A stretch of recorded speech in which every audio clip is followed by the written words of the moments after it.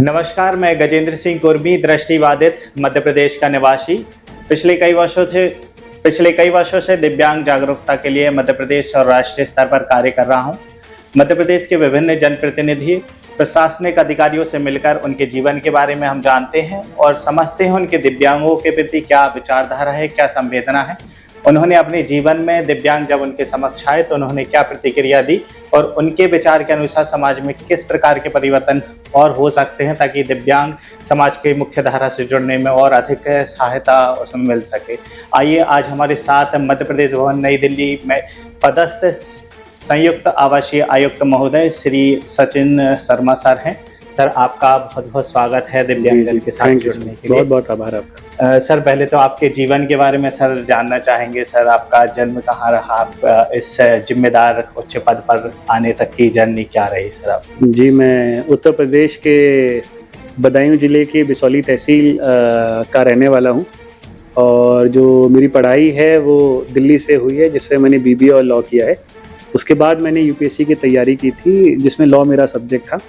और जब exam clear हुआ, रैंक आई, कैडर मिला मध्य प्रदेश, तो अलग अलग जगह, ज़िले और अलग अलग पदों पर मुझे काम करने का अवसर प्राप्त हुआ। सर, जैसे मैंने आपका एक इंटरव्यू भी देखा था जॉब टॉक्स में। सर, आप जब प्रिपरेशन कर रहे थे यूपीएससी की, उसमें शायद आपको सर कुछ प्रॉब्लम आई थी बैकबोन की कुछ, तो उसमें काफ़ी चुनौतियों का सामना करना कैसे क्या? मैं जब लॉ की पढ़ाई करने के लिए गया था, तो बहुत शुरुआती उसमें ही, जैसे आजकल काफ़ी स्टूडेंट्स को खासकर जो लाइफस्टाइल डिजीज़ होती हैं, जहाँ पे हम थोड़ा सा एक्सरसाइज योगा कम करते हैं और पढ़ाई के जो समय होता है या फिर कुर्सी पे जो बैठने का समय होता है, वो चाहे कंप्यूटर स्क्रीन पर है, वो ज़्यादा होने की वजह से काफ़ी ऐसे बच्चे हैं और बड़े भी हैं जिनको सर्वाइकल स्पॉन्डिलाइटिस हो जाता है, जिसमें आपकी शोल्डर मसल्स काफ़ी वीक हो जाती हैं और आपको थोड़ा सा लिखने, पढ़ने और एक जगह पे फोकस करने में काफ़ी डिफ़िकल्टीज़ होती हैं।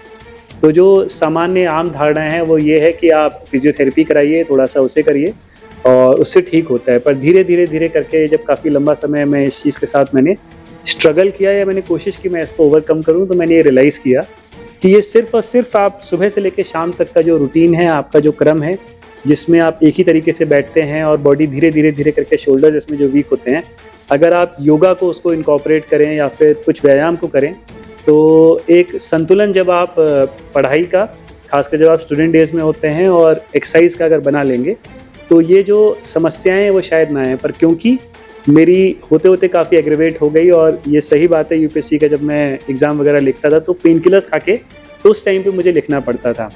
और वहीं जब मेरा सिलेक्शन हो गया, मैं वहाँ ट्रेनिंग पे गया, एक तरीके का उन्होंने एक्सपोज़र दिया, क्या खाना होता है, कैसे अपना ध्यान रखना होता है, योगा, बाकी सारी चीज़ें।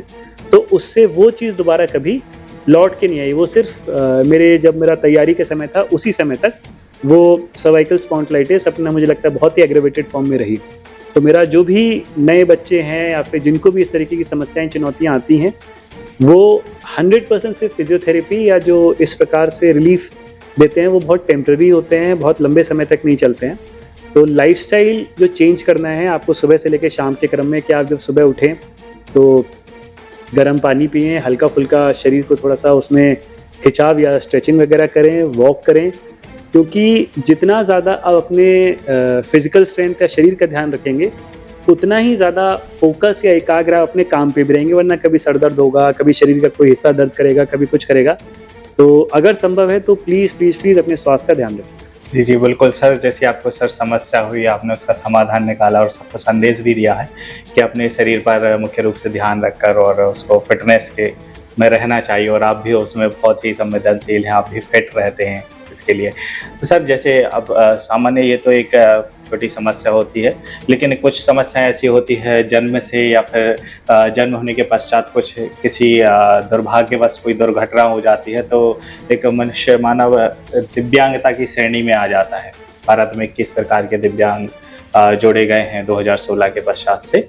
तो सर, आपके समक्ष ऐसे दिव्यांगजन आए होंगे और मैं भी आपके समक्ष बैठा हूँ, सदृष्टिबाधित दिव्यांग हूँ, तो आपको क्या संवेदनाएँ होती हैं? क्या आपकी विचारधारा है? किस प्रकार से समाज में इन चुनौतियाँ होती होंगी? आप किस प्रकार से उनका सहायता कर सकते हैं सर? मुझे लगता है कि काफ़ी समय समाज को लगा ये समझने में कि पहला तो जो चुनौतियाँ जो दिव्यांग लोग आते हैं उनको क्या-क्या चुनौतियाँ रहती हैं, और कई बार एक तरीके का गलत व्यवहार या फिर एक तरीके से डिस्क्रिमिनेशन भी कई बार पुराने समय में इस प्रकार से लगातार अनुभव रहे हैं। धीरे-धीरे जब शासन का जो एक मानवीय या जो एम्पैथेटिक जिसे कहते हैं गवर्नेंस हुआ, वो चाहे जो सरकारी बिल्डिंग है उनमें रैंप बनने का हो, या फिर जो सामान डिस्ट्रीब्यूशन किया जाता है, या फिर मेडिकल फैसिलिटीज़ जो बेटर की जाती हैं, तो धीरे करके हमारा देश बहुत पॉलिटिकली मैच्योर हुआ है।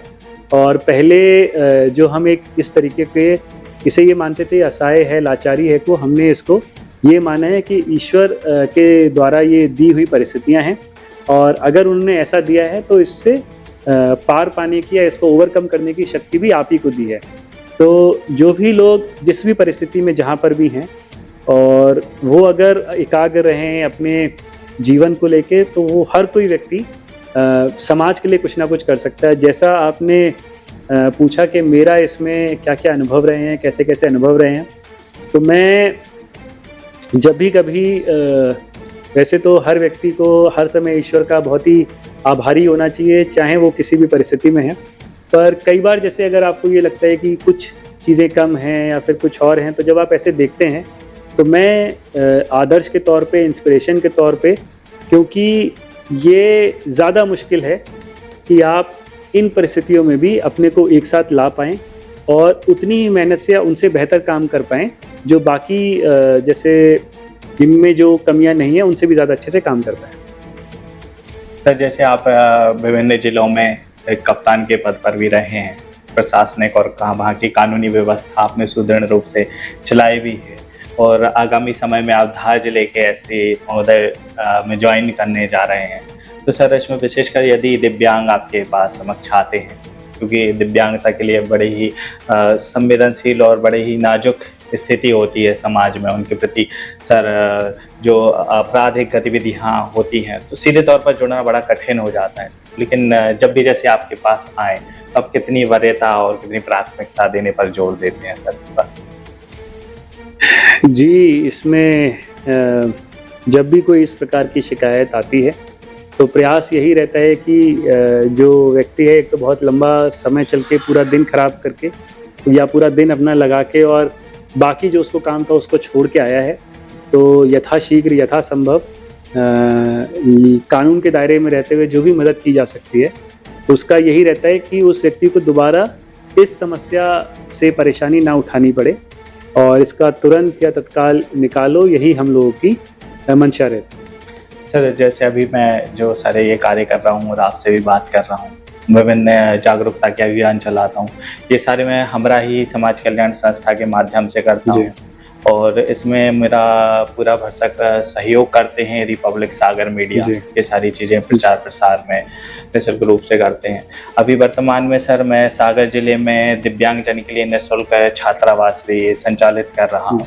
रहने खाने की निःशुल्क व्यवस्था है वहाँ पर, जो कॉलेज में अध्ययनरत हैं दिव्यांग, और जो जिनकी उम्र 30 वर्ष से ऊपर हो गई है और अब किसी शासकीय सेवा में नहीं आ पाए हैं, तो स्वरोजगार से जुड़ सकें या फिर किसी कंपनी में, दुकान में, होटल्स में उनको रोजगार मिल सके, तो कुछ कमाएं और अपने पास। जी, बहुत अच्छी पहल है जी। तो इसमें सर आपका किस प्रकार से सहयोग रहेगा, और कभी भी ज़रूरत पड़ती है, विशेषकर आप सर धार जिले में पहुंचने वाले हैं, तो आपका सर, मैं मान सकता हूं सर कि आपका नंबर आपको कभी भी कॉल करूं? जी, बिल्कुल। तुरंत आप दिव्यांग की सहायता के लिए। जी, और सर, इसके माध्यम से आप किस तरह से संस्था के माध्यम से सहयोग करना चाहेंगे? जी, अभी आपने संस्थान के बारे में बताया है, और एक बार संस्थान के बारे में समझ के जो भी यथासंभव है उसमें मैं पूरी तरीके से जुड़ना चाहूँगा, चाहे वो प्रचार हो, प्रसार हो, या फिर जो भी सहयोग मेरे द्वारा किया जा सकता है। ईश्वर ने जितना सक्षम, जितना काबिल बनाया है, तो अपनी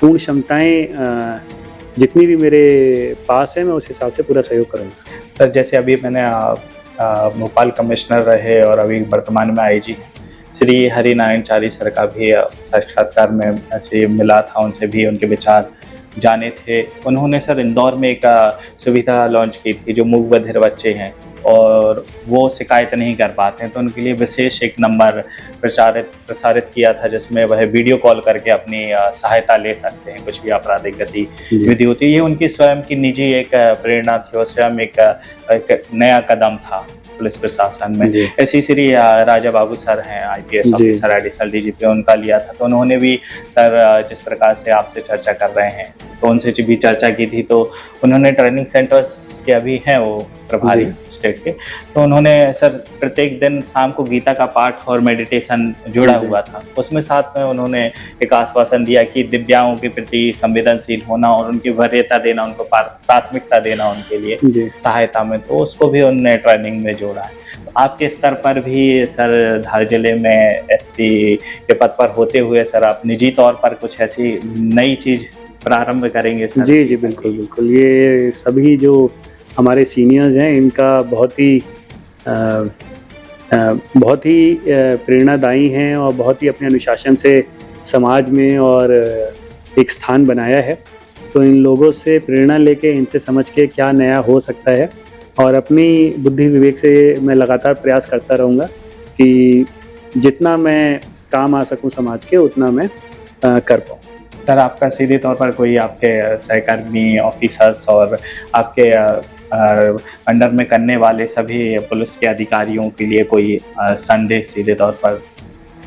नहीं, सभी को बहुत बहुत शुभकामनाएं। सब बहुत अच्छे से काम करें और हमेशा प्राथमिकता दें कि जो भी व्यक्ति कहीं दूर से आया है, उसकी कोई शिकायत समस्या है और अगर कानून के दायरे में रहते हुए उसको तत्काल न्याय या फिर उसकी सहायता की जा सकती है, तो यथाशीघ्र करें। जी जी सर, बहुत बहुत धन्यवाद। थैंक यू सर, बहुत बहुत दिव्यांगजन के साथ जुड़ने के लिए। Join the next, be the best. Bundelkhand का सबसे विशाल और आधुनिक विश्वविद्यालय ज्ञानवीर यूनिवर्सिटी। ये सिर्फ एक यूनिवर्सिटी नहीं, ये है आपके सपनों का लॉन्च पैड। यहाँ मिले आपको smart classrooms, modern campus, updated labs और एक्सपीरियंस्ड फैकल्टी। हर स्टूडेंट को मिलता है कॉन्फिडेंस, ग्रोथ और एक ब्राइट करियर का प्रॉमिस। नए सेशन के लिए एडमिशन ओपन है, तो इंतजार कैसा? आज ही कांटेक्ट कीजिए।